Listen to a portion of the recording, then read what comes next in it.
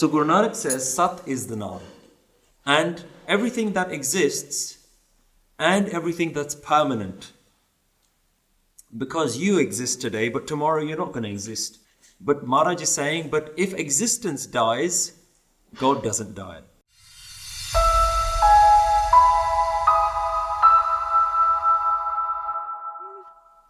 So, Satnaam. First we'll go into looking at why Satnaam is spelt the way it's spelt. So you get an appreciation for what is being said just by the spelling itself, and then we'll go into the meaning. So Satnaam is broken up of two words, Sat and Naam. So in Sanskrit, there are two different ways that you can spell Sat, and they have two different meanings. The first one, they're pronounced pretty much the same, but the spelling alone makes quite a big difference. The first one, Sat, means existence. That which exists, that which is here and now. Everything that exists. It's beyond time. It's not about what used to exist or what will exist. It's about present moment existence. The second word in Sanskrit comes from this word here, Satya. Satya. And Satya means unchanging, permanent. We see a lot in our English translations that Sat is translated as truth. The truth that it's talking about here means permanent truth. Yeah? It comes from the word Satya. Satya means permanent truth, something that's always true. That's why it says truth. Something that's always true. So let's look at how we can try and understand those two words. Science, for example, is the pursuit of truth. Yeah? That which is always true. So, for example, on Earth, the speed of gravity, there's a specific calculation, that's the speed. It's not going to change. The speed of light is not going to change. So it's calculable, is that a word? Measurable. Truth, permanent, always true. That's something that the scientific world is after. Art, on the other hand, is interested in existence.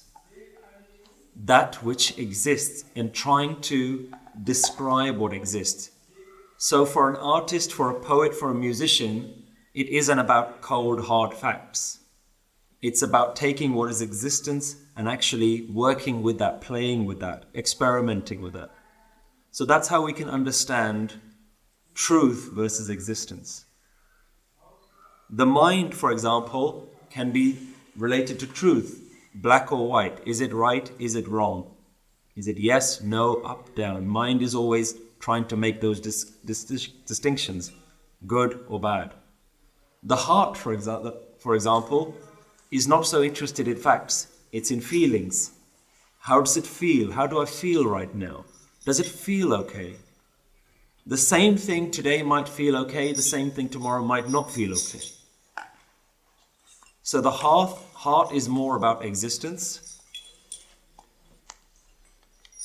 and the mind is more about truth. Sat and Sat. But when we talk about Satnaam, it's actually both of these words that are combined. So Satnaam, Bani has used Sat to mean existence and Sat to mean truth. So that's the beginning of that word Sat. The second half is Naam. But you'll notice Naam has an anchor underneath it. Yeah, this vowel here is called an anchor. And in Gurbani, there are specific grammatical rules. We talked about this last time. Gurbani has a set of spelling rules. And that rule, in English we would call it grammar. In Gurmukhi language, it's called Vyakaran. Vyakaran means rules, the grammatical rules. And Gurbani has very specific rules around what words can have an anchor underneath it, and when it has an anchor, what it means. When any word in Gurbani has an ankar underneath it, it means that it's a masculine word. Now, in English, that's confusing. Because in English, we don't have masculine and feminine words. But a lot of other languages, especially the Indian languages, but even other European languages like French, German, if you learned some of those in school, you'll know they'll have masculine and feminine words. In English, we don't have that. But in Punjabi and certainly in the Indian languages, we do have that. So Gurbani has made it very clear. Now in Punjabi, when you write words down, you don't indicate masculine or feminine.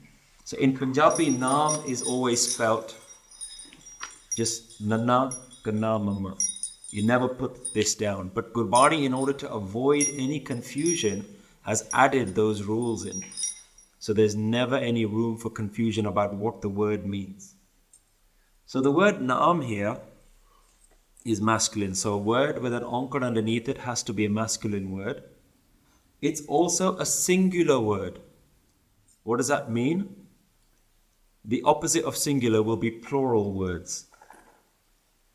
Or something. So if you were saying Naam of many things, you would not have an ankar underneath it.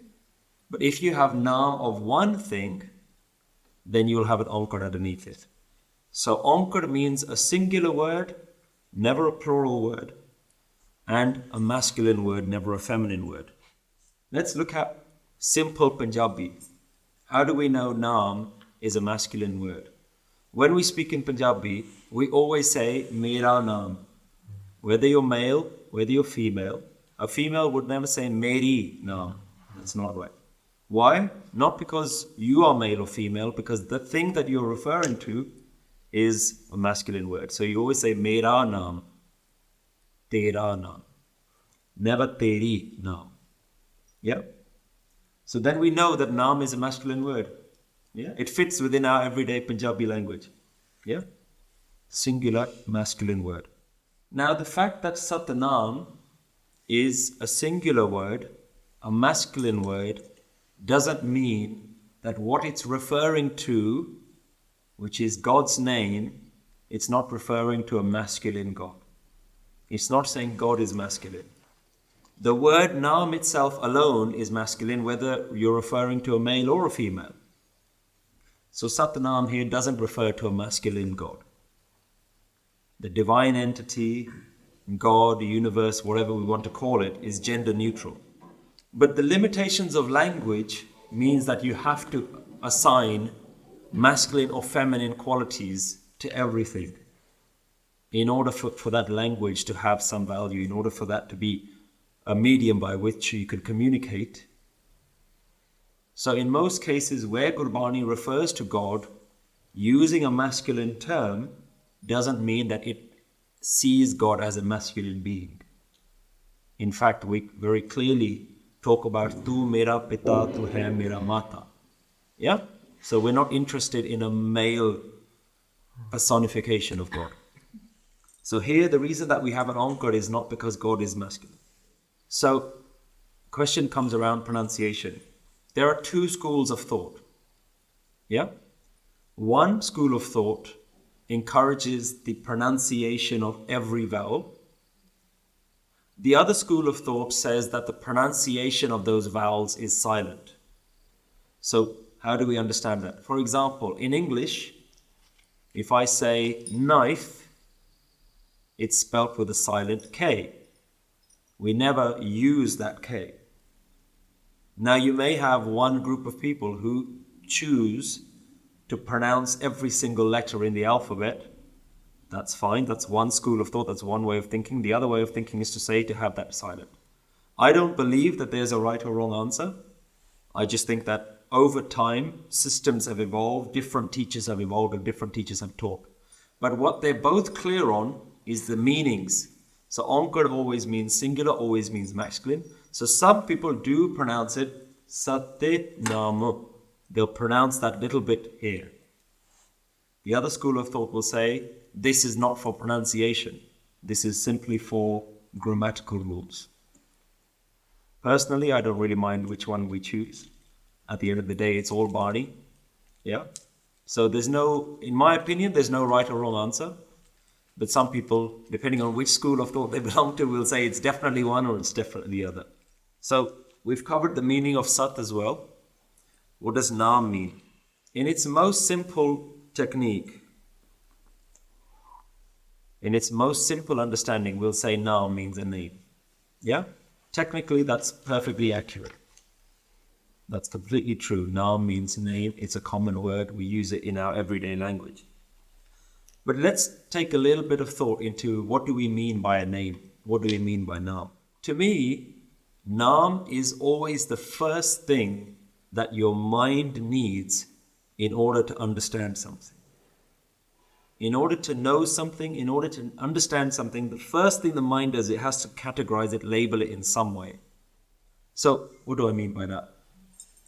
Let's say, if I say to you, last week, did you meet that guy who came in? You'll say, which guy? I'll say, the one really tall guy. Say, which really tall guy? There's quite a few of them.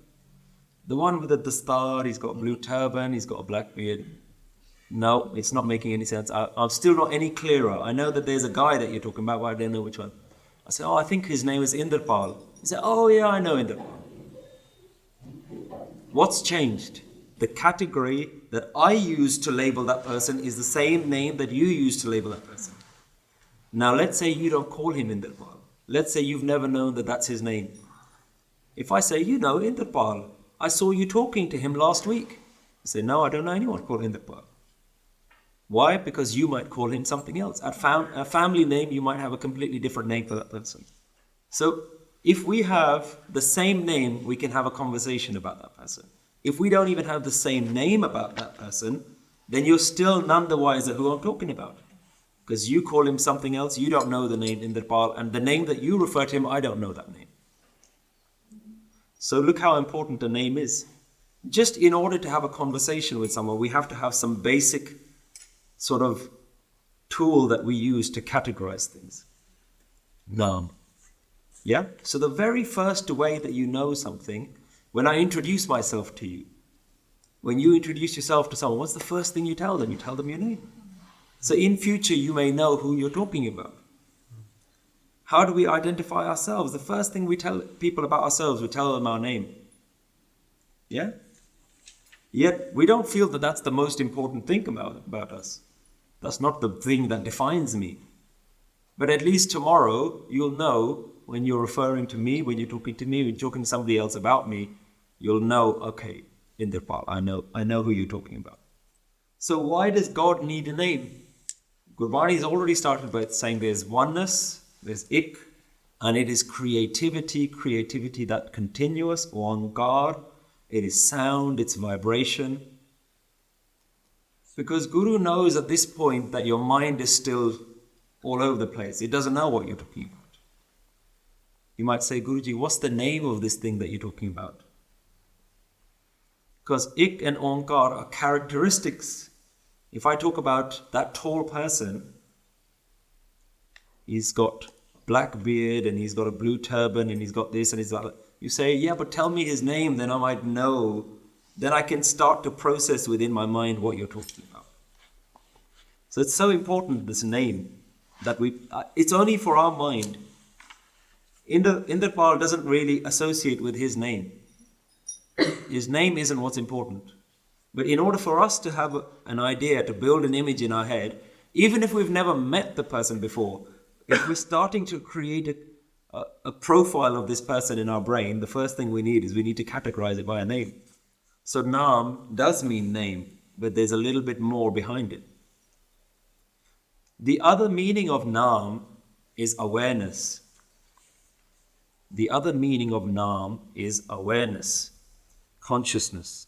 So when Barney talks about Naam Simran, it isn't just about the word, it is about your dhyan. So there's a connection between word and dhyan, by your awareness, by your focus, by your consciousness. Yeah? And then you'll see why we start doing some of these techniques where the word has to be focused on with your mind. If you continue to do Naam Simran just by the tongue, but your awareness is somewhere else, then is it Naam Simran? Can it be Naam Simran if it's just being in your tongue? And this is where Bani has tried to make it very clear that Naam Simran by the mouth alone is too basic, too low level. Yeah? That might be the entry point, but it's not the final. The experience is, I'm experiencing now, I'm aware of now, my focus is on now. So we're not just interested in recitation alone. Of course, that's the entry point. Yeah, but that's kindergarten stuff. Awareness is moving from kindergarten, junior, high school, university, PhD level. That's where you're developing your Naam Simran. That awareness is the ultimate goal. That you are aware of Naam, that your mind isn't going anywhere else. Now, when Bani talks about the saints and the Brahmgyanis are 24/7 doing Naam Simran, that doesn't mean that out of their mouth the word is coming out, because they can be having a conversation with you, but their mind never leaves, their awareness never leaves Naam Simran. So when Bani talks about merging into Naam, it's not just merging into a word, because a word is meaningless ultimately, it's just a word. It's merging all of your dhyan into the dhyan of the universe. Completely submerging your thoughts so that there's no distraction left in you. So that's the other meaning of Naam. So when you combine Sat and Naam, the first question that we're asking is, what is the name of this thing that you're talking about? Because Ik isn't the name. Onkar isn't the name. It's a quality. It's trying to describe this. Like imagine trying to describe water. You can say it's clear. That's like Ik. You can say it's wet. That's like Onkar. But until you put a name to it, you don't really know what you're talking about when you say water. So the logical question is, if you're going to talk to me about this thing, which is one, the people will ask the Guru, what is the name of this thing? Now, very cleverly, Guruji can't give you a name. Because ultimately, this thing doesn't have a name. Yeah? Now, in Jap Sahib, Guru Gobind Singh Ji refers to this oneness as Anam. So Guru Gobind Singh Ji confirms this thing has no name. Anam, no Naam. So this thing doesn't have a name. Let's be clear. But in order to help our minds, Guru says, if you want to know the name, existence is its name. Everything that is its name. So then, because if I give you a name, let's say I've got this great thing, right? It's oneness, it's everywhere, it's all around. It's inside you, it's outside of you, it's this, it's that, it's fantastic, it's all of these things. And its name is John. As soon as you do that, what happens? It breaks the connection that it's something to do with you. It's nothing to do with me anymore, it's John. Stephen, whatever you want to call this thing. And the word God is no different. The word God is no different. As soon as you do that, it alienates you and your connection to this thing. First I was saying it's oneness, it's inside you, it's outside of you. But what's his name? John. It breaks it, right? It completely creates a divide. You say, oh, but I'm not John, I'm me. So this can't be me anymore. By giving God a name, you create this barrier between you and it. Guru Nanak Dev Ji can't answer and say this is the name of God, because he doesn't want to break that barrier. He doesn't want you to feel like this. He doesn't want you to forget what you've learned in Ik and Onkar by giving you a name. So if you want to have a name, look all around you. Sat is the Naam of God. Sat meaning existence. Everything that's here, everything that exists, that's his name. So it completely changes the quality of what you're talking about. It retains the quality of what we're talking about. Yeah? We talk about Ik, we talk about Onkar, it's fluid, it's moving, it's inside, it's outside, it's never born, it's never dying. It's all existential. Yeah? It doesn't break that connection. By saying his name is John, you break the connection. So Guru Nanak Dev Ji doesn't want to break your connection with these doing. He's just about starting to create this connection, just about trying to create what this connection is. So Guru Nanak says, Sat is the Naam. Everything that exists, and everything that exists, and everything that's permanent. Because you exist today, but tomorrow you're not going to exist. Yesterday you didn't exist. That doesn't make you God, because you're temporary. I'm temporary. The ground, even the planets and the moon and the stars and the sun, they're all temporary.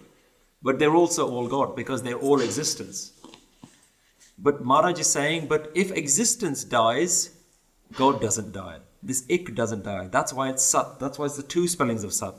It's everything that exists and everything that is permanent, because none of this stuff is permanent. So it has a permanent quality that's behind it. So even if all of existence dies and there's nothing left, the ik, Onkar, doesn't die. So it's Sat, because that is always there. It's something that's there behind. So it is something permanent and everything that exists. Sat Naam. A recent study has shown that over 75% of Sikhs say that their life feels stressful or overwhelming. These feelings can develop into depression, alcohol abuse, or even suicide. We believe that Guru Nanak's wisdom can help transform people's lives. Nanak Naam relies on your donation to help create more videos and podcasts like this to educate people all over the world on how to use Guru Nanak's teachings to improve their emotional, mental, and spiritual well-being. Set up a monthly donation today and help change someone's life. Visit nanaknaam.org/donate. So, oneness has no name. But what this is saying is everything is its name. Now that makes the journey to finding God a lot easier. Because if you keep finding this person called John, and you sit in your meditation, say John, John, John, or Stephen, Stephen, that's what we're doing, right? As soon as you externalize this person, how's John going to come to you? You're going to keep waiting for John to turn up. But there is no John. And that's exactly what we're doing with Mantar Jap. What we've done is we've given the name Vaheguru. Your name is Vaheguru. Yeah? And when you're sitting and doing your meditation for Vaheguru, you're expecting this guy called Vaheguru to turn up. Am I right? You are, right? You're waiting for this guy to turn up. Yeah. Like somehow, somewhere, he's going to open the door. Oh, here I am. Yeah, you were just looking at that door. I'm in this door. Or like you feel like every day you're doing it like you're opening a different door. And maybe one day you'll open the magic door. Right? Like some lightning bolt's going to happen. This is why we're trying to completely change the way that we meditate here. We're not calling John. Yeah? And Guru Nanak doesn't give you a name anymore. So the oneness has no name. It is everything. And if everything is God, then finding God's very easy. You say, where is God? Here you go.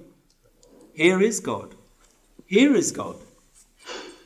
And if this doesn't exist, God is still here. This oneness is still here. Where can the oneness go? It can't go anywhere. It doesn't have anywhere to go. So be very careful when you're doing Naam Simran that you're not calling John. Next time you're doing it, you'll be remembering John. That's not my intention. And yet, Gurbani has many names for God. Think about all the words that you come across in Gurbani. All of those are pointers. They're not the name of God. They're all pointers. Paramatma, that's not a name.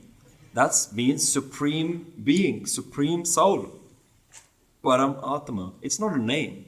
It's not saying Paramatma is your name, but we twist it. We say, oh, his name's Paramatma. Vaheguru, that's not a name. That's a quality, that's a characteristic. So every name that Bani uses for God is a pointer, but it's not the name of God. And in fact, Gurbani even acknowledges that what words can I use to call your name? Every name I use is incomplete. Yeah? Tira ant na paya, your akata katha, I can't say your name, your description cannot be made. It acknowledges that there's limitations in language. Yeah? That as soon as you say something, it's already wrong. Yeah? Jeko kahe piche pachtai. As soon as you say it, it's already wrong. But you have to say something. So Barney recognizes that it's a tool, it's a mechanism, but it's incomplete.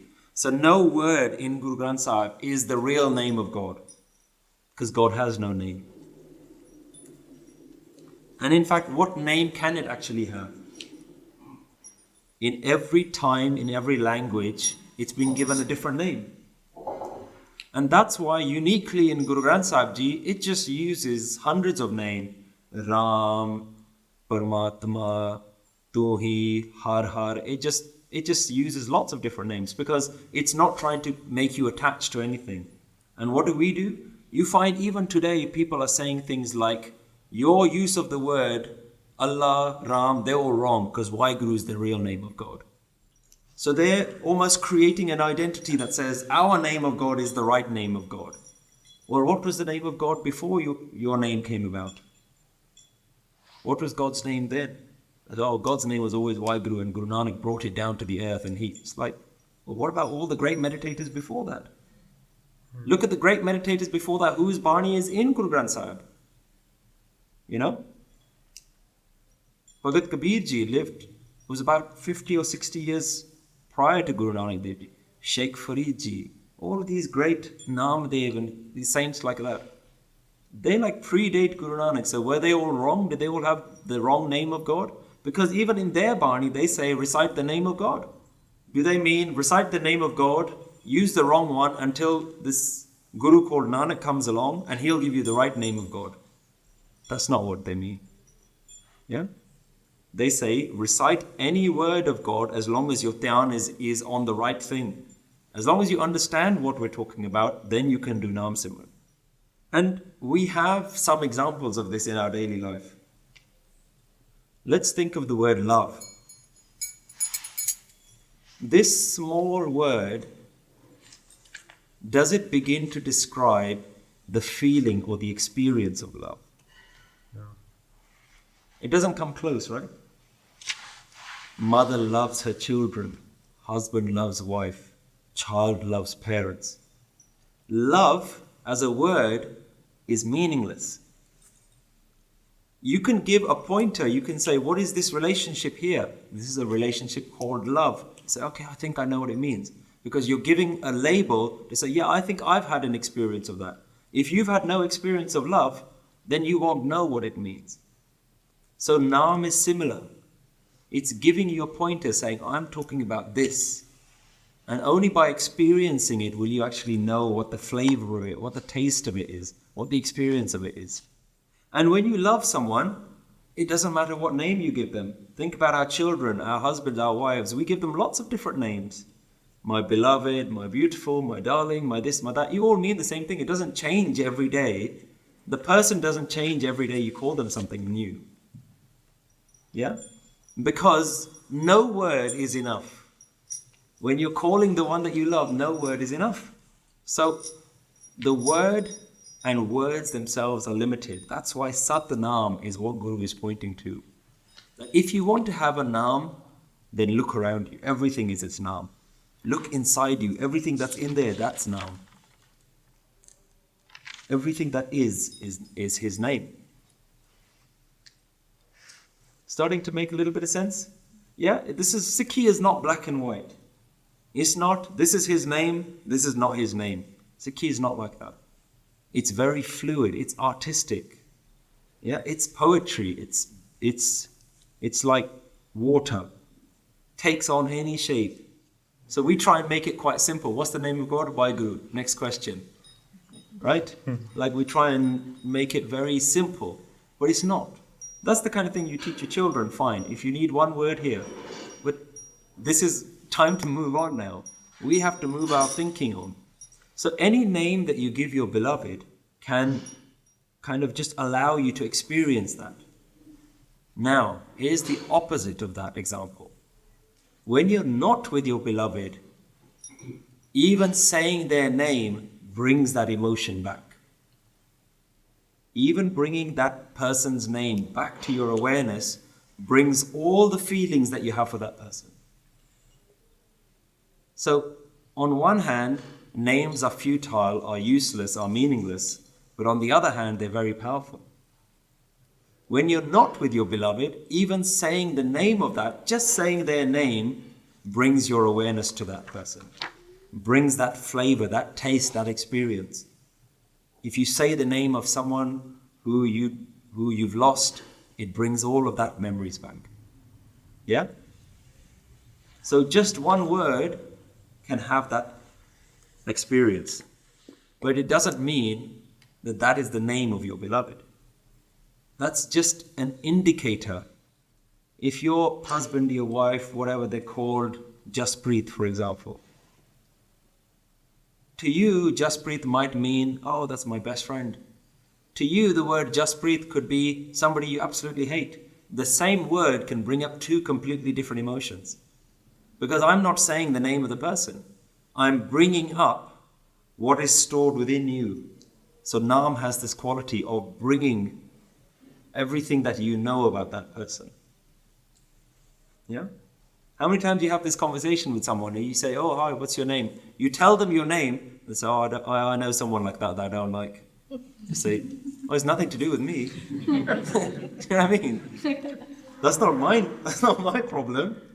You see, you get people who are saying, oh, yeah, there was someone I knew that I didn't like with that name. And they automatically start, all right, yeah, okay, yeah, we can't be friends anymore. You know what I mean? Why? What have you done? You've brought up, just by saying your name, you've brought up their emotions. Yeah? It's not a reflection of you, it's a reflection of them. Everyone does it, we probably do it ourselves. So, Barney here is making it very clear, God does not have a name. The beginning of Jap Sahib indicates this. In the first verse, Guru Gobind Singh Ji says, Tav Sarb Naam Kathe Kavan. Tav Sarb Naam Kathe Kavan. Your all names, Tav Sarb Naam Kathe Kavan. Who can say them? Who can say all of your names? So Guru Gobind Singh Ji starts Jap Sahib. You might think Jap Sahib is the beginning of Guru Gobind Singh Ji saying lots of names. We say Guru Gobind Singh Ji saying lots of names of God here. But he's not saying the names of God because God doesn't have a name. And he begins by saying, Tav Sarb Naam Kathe Kavan, Karam Naam Barnat Sumat. If you give me the right sumat, the right way of thinking, I can describe your characteristics, your karam. I can describe your characteristics, but Tav Sarb Naam Kathe Kavan. But who can say what your real name is? Yeah? So Jap Sahib is not all the names of God. It is just getting lost in a meditation of using names. Yeah? And if anything, Jap Sahib uses so many different names, it proves one point that God doesn't have a name. And Jap Sahib even says that he is a Naam man. Yeah? No name. Very interestingly about Jap Sahib, how many verses in Jap Sahib? 199. In Islam, they have 99 names for God. Anyone know why? Why doesn't Guru Gobind Singh Ji just finish that verse with 200, like a nice round number? It would indicate completeness. That's it.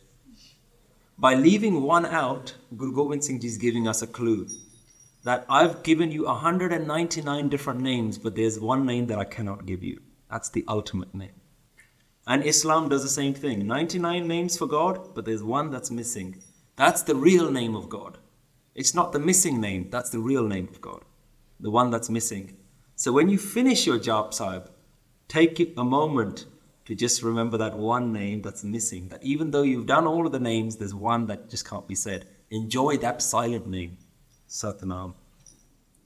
So there is no name for God. Let's stop using God as a word as well. Because God is also an attempt. Yeah, John? We're talking about infinity. Onkar. We talked about this oneness that's infinite in every direction, in time, in space. Now something like that, so huge, just think about the galaxy, the solar system, and then go beyond and beyond and beyond. You see these brilliant videos in YouTube that starts with like a person, and then it zooms out the country, the planet, the solar system, galaxies, the Milky Way, then this and that, and you go so far out. What name is little old you going to give to something that big? What difference does your name mean? And here we are holding on to this idea, I know the name of God, Waheguru is the name of God, and my name of God is better than your name of God. Yeah? Foolishness, right? What name can a single drop of water give the ocean? The single drop of water just knows itself, it knows a couple of other drops of water. How can it describe the ocean? It can't. There's only one thing it can do, is merge back into the ocean. When it merges in the ocean, it knows what the ocean is. It says that, I still can't say your name. This is where Gurbani starts giving indications, Gunge ki mithiyai. The people who've tasted this, the word Gunga means mute, somebody who cannot speak. Give somebody who cannot speak something sweet and say, tell me what it tastes like. He can't say. It's just mitha. It's ras. It's just nectar. It's just sweetness. But it doesn't have any word that will give you an indication of what this is. Yeah? There's lots of ways that we can understand this. Who's ever tasted a strawberry? If I've never tasted a strawberry, tell me what it tastes like. You've all had a strawberry. Tell me, what does it taste like? What are you going to say? Sweet. Sweet, right? But what kind of sweet? We can't describe the flavor. Is it chocolate sweet? Because I've had chocolate. Tastes like strawberries. Tastes like strawberry. Kha ke hi tenu pata lagna. Right? Only if you eat it will you know. Yep. That's the same with Naam Sim. You have to do it. You have to go down there. You have to find that thing. When you find it, then you know. Then if somebody asks you, saying, you just have to go and try it. Because strawberry, if you say it's sweet, what kind of sweet? Honey is sweet. Is it like honey? No. Is it like chocolate? No. Is it like sugar? No. All of them are sweet. And none of them taste like each other. Right? Sugar doesn't taste like honey, but they're both sweet. Strawberry sweet, but it doesn't taste like any of them. So how are you going to describe this thing? Guru Nanak Dev Ji has no attempt to trying to describe what word are we talking about. He said, you're going to have to do it. But you don't have to go far. Sat Naam, that which is already here is its name. It's already here. You don't have to go anywhere. You don't have to do anything special. It's here already. You just have to find it within yourself. If existence is the way in which you know this thing. Naam means the way that we know something, right? Guru is saying, Sat is the way that you will know this thing. So it's like a question and answer. Guru Nanak says, I've got something to tell you. There's this oneness. It's creative. It's all around us. It's everywhere. The question logically says, well, how do we know this thing? How do we get in touch with it? What shall we call it? How do we access this thing? Guru Nanak says, Sat. So if existence is your way to know it, of all of creation and all of existence, which part of existence do you have direct access to? If I said God was in a tree, here's a lovely tree, that's God. Now go and experience God. The only way for you to experience God is for you to become a tree. Yeah? That's the only way for you to know. Say, God is right there in that tree. If you want to know it, go ahead. How are you going to do it? You can't do it. So Barney is saying, existence is Naam, which means the only part of existence that you have, the only bit of God that God has created that you have access to, is here. This, you. You don't have access to any other part of God. God is everything, right? God is everything. The sun, the moon, the earth, the wind, the sky, everything. The only part of God that you have access to is the bit that God has given to you, which is here, within yourself. If you're going to find this, Guru is saying, find it in existence, and the only bit of existence you have is your existence. Right here, right now, you can find God here. That makes finding God a completely different journey. Nobody's looking for John anymore, right? Stop looking for that guy. He's never going to come. If you're sitting and doing Waheguru Simran and you've been doing it for the last 20 years and you've been expecting him to come, there's a reason why he hasn't come. Because he doesn't exist. John doesn't exist. But you exist right here, right now. And if you want to find it within yourself. Then it just changes the whole journey. You say, well, hang on, that means it's always been here all this time. I've been looking for the last 20, 30 years. Nobody ever told me which direction to look. I've been looking there. God, John, Waheguru, come on, where are you? I only got 5 minutes to do my Simran in the morning. That's how we do Naam Simran, right?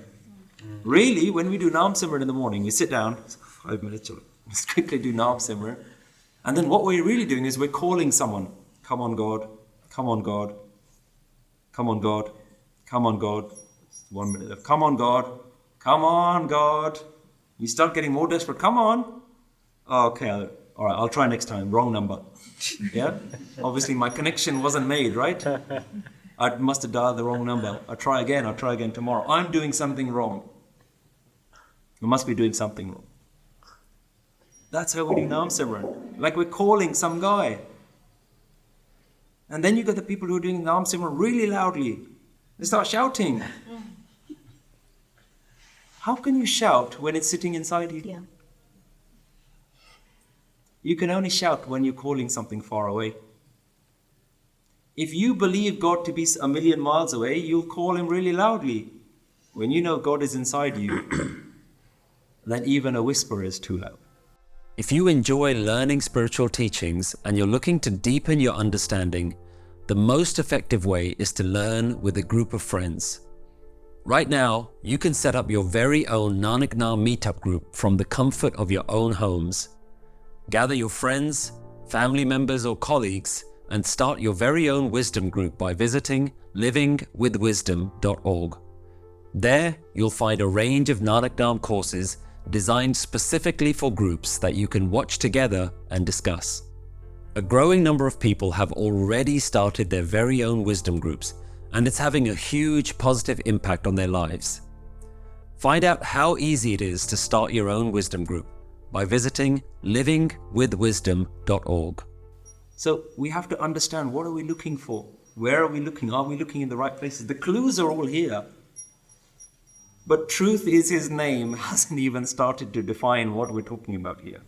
His name is true. Which his? I thought his name was John. Now you're telling me his name is true. Okay, his name is true. Okay. Does that mean there's a Mr. False and a Mr. True? It's like the Mr. Men. Like I've got little children, I read these Mr. Men. Mr. Happy, Mr. Sad, Mr. Tickle, Mr. Whatever, right? So this guy's called Mr. God or Mr. True.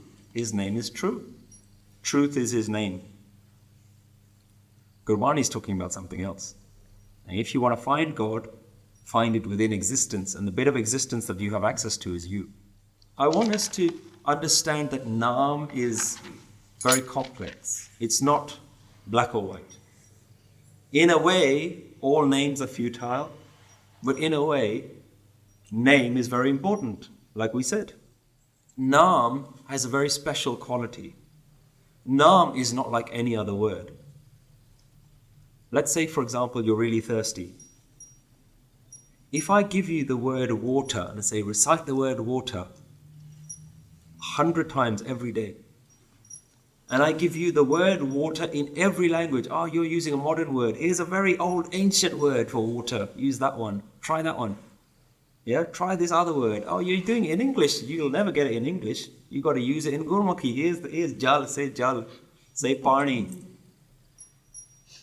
no matter how many times you recite it, is it going to quench your thirst? Yeah? Not going to quench your thirst, right? But Naam's not like that. Naam is something different. Naam isn't just an abstract word. If you say water, you'll never get water. If you say fire, you'll never get nice and warm. Naam has a different characteristic. Because you're not trying to obtain something from external. You're bringing something out that's already there. Yeah? You're bringing something out that's already there. And Naam Simran has to reach the point where there is no distinction between who you're calling and the one doing the calling. Because as long as you're calling somebody else, what you're saying is, I'm okay, leave me as I am, you come to me. Yeah? John, come to me. I don't want to address this. I don't want to deal with myself in any way. I know who I am.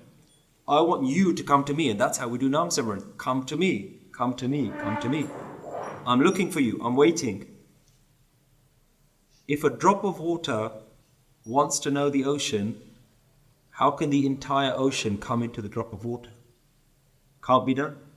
There's only one way for them to merge. The drop of water has to go into the ocean. Except the one difference, the one incorrection with this analogy, the drop of water has never left the ocean. It just doesn't know it's in the ocean. You don't have to return back to God. Where is God? Everywhere. Where is Ik? Everywhere. Which part of the ocean doesn't have water in it? Water is everywhere in the ocean. Which part of the universe doesn't have the universe in it? But why do we get confused? Why does this look so hard? Because we're looking for God. We're looking for this guy called God. So let's scrap these words. We have to be honest with ourselves. Certain things aren't working. You're going to keep calling John. John's not going to come. Now, let's make God really simple.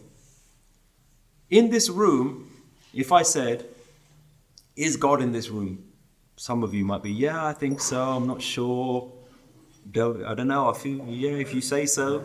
Right? I'm not really sure. It's a bit hard a question because I never met God. Yeah, that's like me saying, is John in this room? I can't see him. Is life in this room right now? Easy, right? Yeah, of course. Is the universe in this room right now? Yeah, of course. What's the difference? All I've done is change the word. If you're looking for something called God, you'll never find it. If you look for something called life, it's hang on, there's life right here. Maybe God is life. And then you start saying, okay, I'm just looking for life itself. What is life energy? What is life? What is this that is alive right now? What is the difference between me and a dead person? What is the difference? What's the difference between you and a dead corpse? The only difference is you're alive. What on earth is that? What's aliveness? Don't know, right? But it's what you are. You're alive. And you don't know what alive is. You know what it looks like. But I can make a robot that has lungs. That's lungs are moving, air is moving in and out, and blood is pumping some liquid around the robot. I can make one of those, right? Does it make it alive? Anand Sahib talks about that when you were born, within you, life was breathed in. The universe gives you itself. The universe, the whole universe is alive. It always has been, always will be alive. Even if there's no tangible parts of the universe is aliveness. It's always alive. Yeah? It's awake. Are you awake? Yeah, I'm awake. Are you alive? Yeah, I'm alive. That's what you have to look for. That aliveness within you is what we're looking for. Forget John. Stop looking for John. The Naam Simran is now saying that which exists all the time, that which has always been here. And your aliveness didn't start when you were born. Aliveness was breathed into you. Aliveness was already there. So it's unborn. When you die, aliveness doesn't die in you, it just leaves you. With your last breath, all aliveness goes. What's left is a body. That body was the same all the time. There's a problem with the word soul as well. Soul indicates mine, my soul. Is your soul different to my soul? You'll say, yeah, my soul is different to your soul. Sikhi doesn't believe in soul. Because soul allows you to create a nice little ego, my soul. It's not your soul. It's his soul. Atma, Param Atma. Your Atma is not the same as soul. English is very limited. It doesn't have concepts like this. Yeah? Atma doesn't mean soul. Because Atma means you all have Atma inside you. Your Atma is not different to your Atma, not different to your Atma. But when you say soul, you say, oh, it's my soul. I feel it in my soul. No, you don't. Because you don't have a soul. There is no soul. Because soul is not exclusive to you. Now, if you change the definition of soul, that says the whole universe is soul. And soul energy is in me, and is in a plant, is in an animal, is in a tree, is in a rock. Then you're starting to understand oneness. So this thing that we're looking for doesn't have a name, but it's here.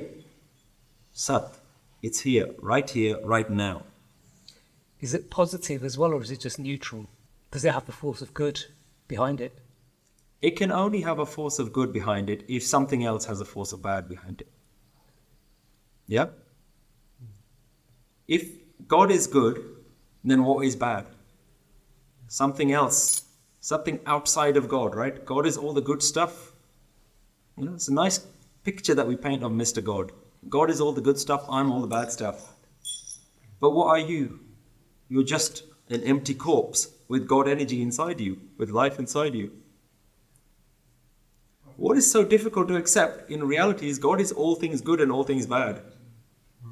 In fact, God is just everything. It's just us that labels things as good and bad. What is good and what's bad? You might say an earthquake is bad. Yeah, lots of people die. But in the grand scheme of things, the only way that the planet could exist the way it does right now is because of movements, tectonic plates. Yeah? We live in England. It's a standalone little island. How did that come about? Because things moved around, the earth moved around. The earth is constantly moving, regardless of whether you're here or whether you're not here. The earth is just doing what it's doing. Now, is an earthquake good or bad, or is it just what it does? This is what the earth does, and this is the consequences of living on a moving house. That's what we do. We live on a planet that moves. Sometimes it moves. Now, are you going to say God did it? Who's God? It's just, the universe is just doing it. It's just happening. Yeah? So some of our terminology has to change, some of our understanding. And this is what we mean by Naam as an understanding. Sikhi is a gyan, is an understanding. Yeah? You either get it or you don't get it. And the golden rule of Sikhi is ik. That's the golden rule of Sikhi. Everything has to fall back into the definition of ik.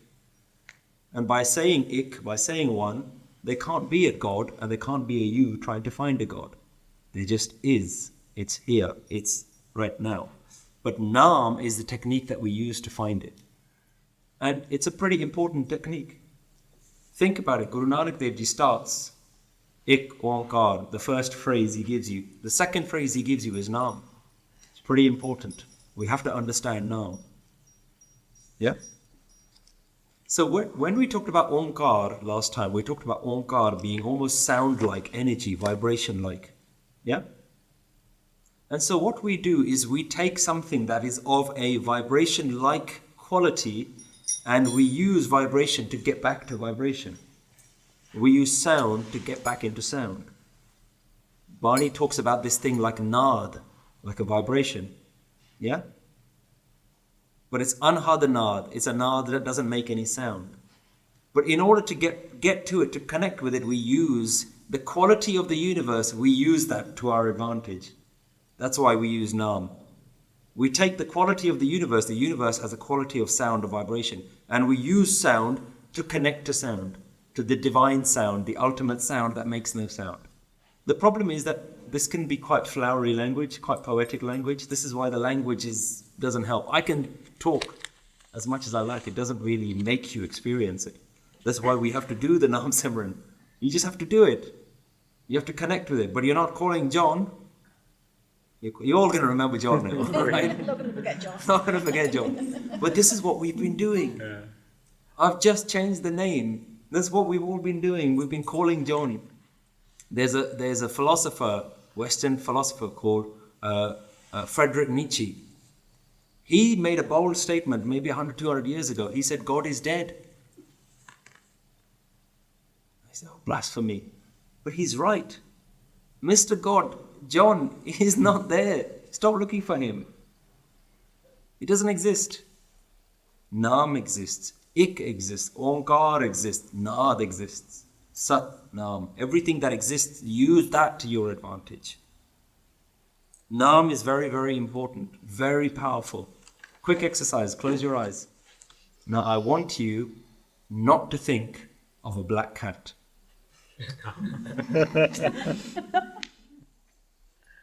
Who managed it? So, what? White cat, right? I Still said- talking about a cat. I said yellow mask, but it didn't work. Still think about a white cat. Why? What have I done? Put an image. I just put a name inside you. You created the image. I just gave you a name. I just said black cat. Snake gives you a different image. Teddy bear, different image. Scorpion. I'm not doing anything. I'm not doing any magic here. I'm just giving you some vibration of a particular frequency. You associate that. You connect with that. You have connotations attached with that.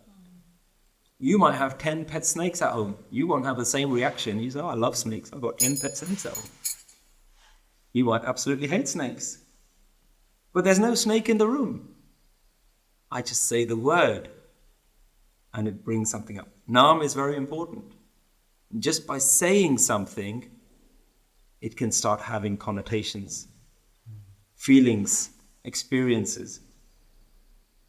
Bani is saying, have the right mat, the right thinking, ik onkar. First understand ik onkar, understand sat. When you get those, then you'll know what kind of Naam Simran to do.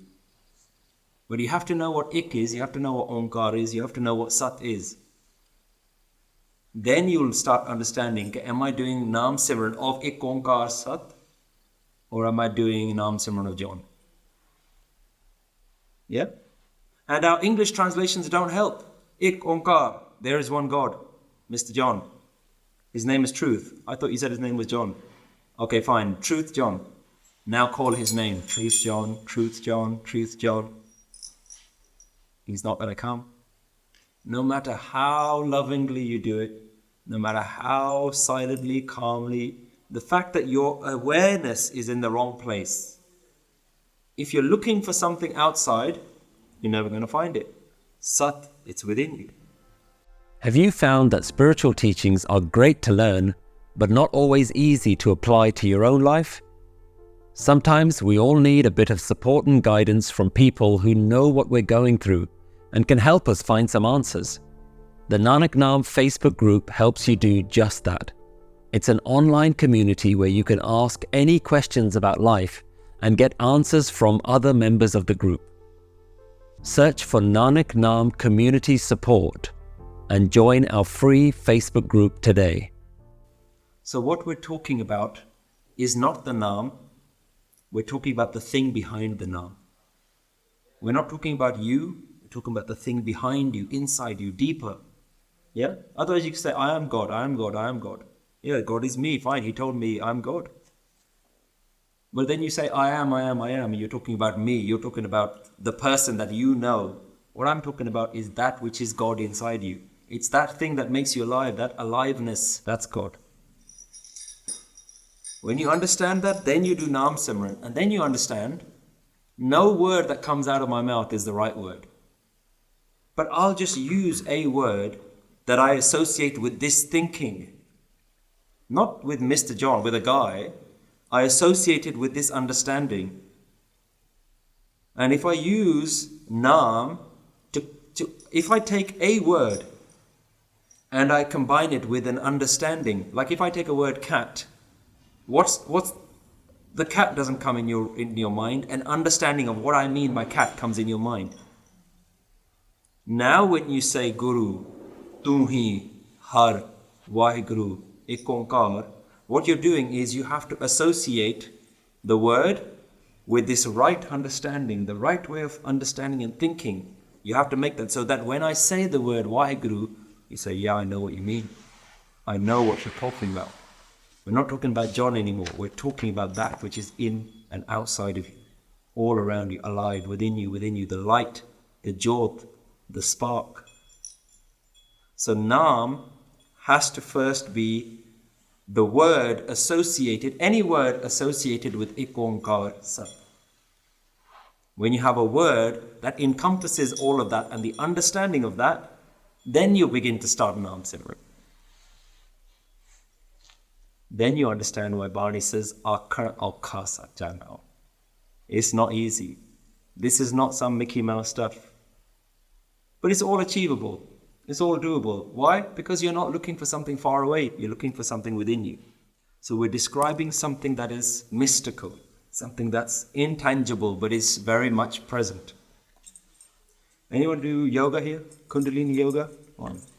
Kundalini specifically? Have you come across Kirtan Kriya? There's 3 stages to Kirtan Kriya. Harpajan Singh Yogi, he came up with this thing called, he uses Sat Naam as a technique. He uses Sat Naam, Sat Naam.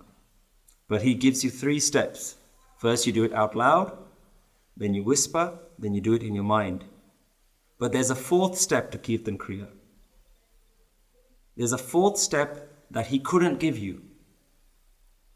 And that is the final step, the experience, the connection with the Naam. That he can't give you. That nobody can give you. That's something that has to come out of you. And this is how we use mantra. And even now, you speak to anyone from the Sikh traditions, from the Sant traditions, they'll say, how do you do Naam Simran? They say, you start from here, Vaheguru, and then you do it out loud, then you do it quietly. But all of this is just method. Yeah? Don't get lost in the method. These methods are useful, but that's not where it ends. The final state of Naam, I get it, I understand, everything is you. When you get that, then you don't have to say it. Then when you're walking around, you say, this is you, this is you, this is you, this is you. But that stuff doesn't happen automatically. That stuff has to be practiced. So this is why Naam is a technique, but it's also the destination. It is the technique and the destination.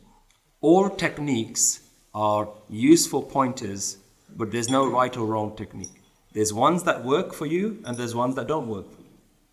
And if you look at Guru Granth Sahib Ji, it actually has a lot of techniques as well. Yeah? And it has lots of words. So there is a way of using Naam as a technique where you feel the vibration that it makes in your body. That's kind of sound energy, sound chanting. Yeah? So there are techniques that are just sound meditation. And again, in yoga and other techniques, they use gong and all that. They use vibration. Yeah? So it's using vibration to connect with vibration. The technique is not what's important. The destination. Yeah? The destination is an understanding. Gyan. Yeah? You get to a stage of Brahm Gyan. What is Brahm Gyan? You get Gyan. The ultimate state is Gyan. Knowledge. You either get it. Yeah? You either get it or you don't. So Naam is the technique, but Naam is the destination. And the destination has to be practiced. And how do you practice? By using a technique. This is you, this is you, this is you. But don't just externalize God as you. This is you. That's the most important one that you have to learn. This is you. This is you. So you have to practice it all day, every day. When you get up in the morning, you're brushing your teeth. This is you. This is you. Look in the mirror and say, this is you. The one that I'm looking for is the one brushing. You're brushing, not me. So this is why I said before, the end state of Naam Simran is where the person doing the Naam Simran has to disappear into the Naam itself, to the point where the one doing the Naam Simran is you. John is calling John's name. You're not calling John's name. The only way for John to come is for you to get rid of yourself, and for John, who is already here, to be the one doing John's name. Then you can say John. And then John has another meaning, because you know which John you're talking about.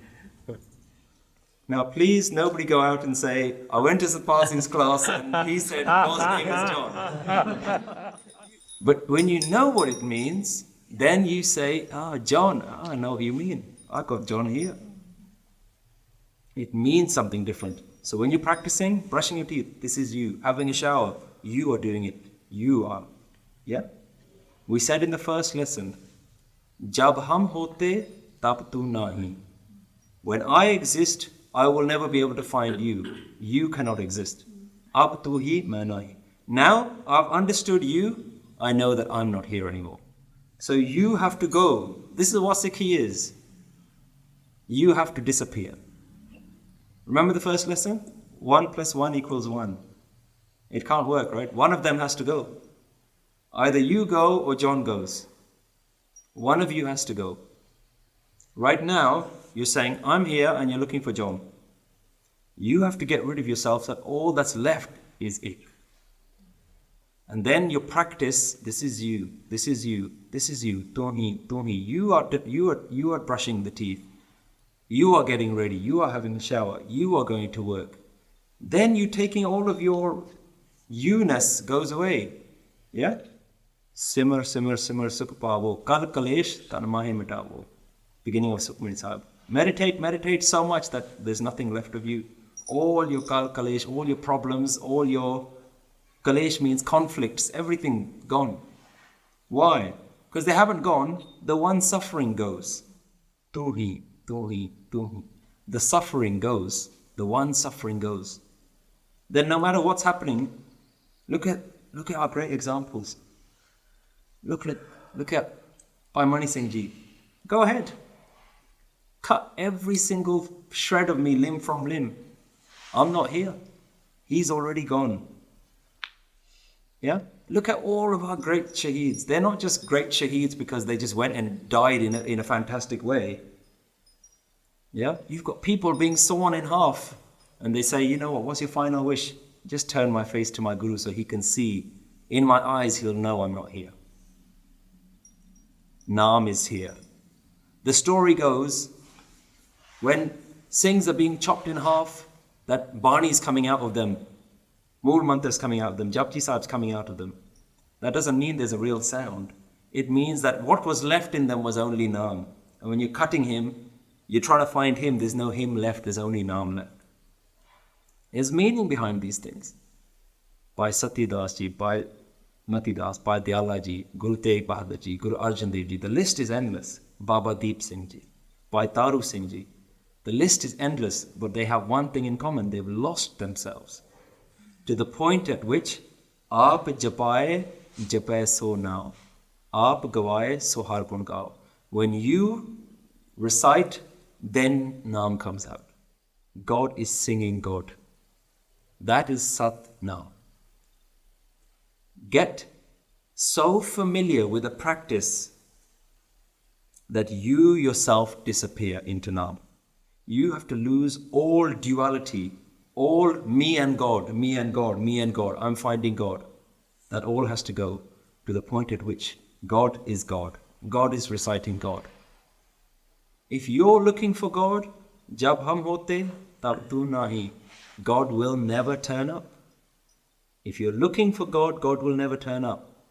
You have to merge back into God. The ocean has got its arms wide open, and you simply have to merge as a drop of water and realize I'm in the ocean. And all that there is ocean. Then you'll know Sat Naam. Answer the following questions either by writing them down or discussing them in your groups. Describe your understanding of Naam or the divine name and why it's important in our lives. What has been your experience of chanting mantras, and what do you see as its purpose? How do you feel that the words you speak and the thoughts you think impact your own life?